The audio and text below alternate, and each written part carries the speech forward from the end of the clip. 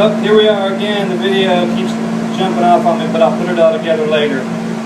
Right now we got the ending of that filler. We're going to wait on this to dry for just a minute, sand it down, and we'll be ready to shoot in here.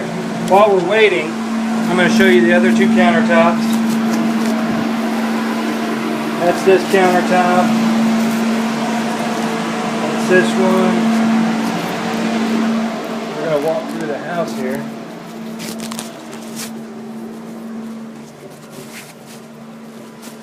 Take a look at this one here.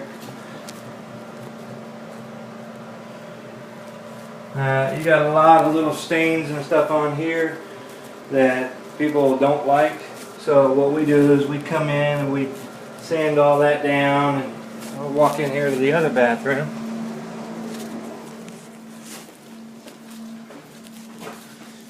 And this is kind of the same thing. We've got some a little rough, area here. People didn't take care of it real well. We'll get all that caulk out and sand it down pretty good, and then we'll refinish that.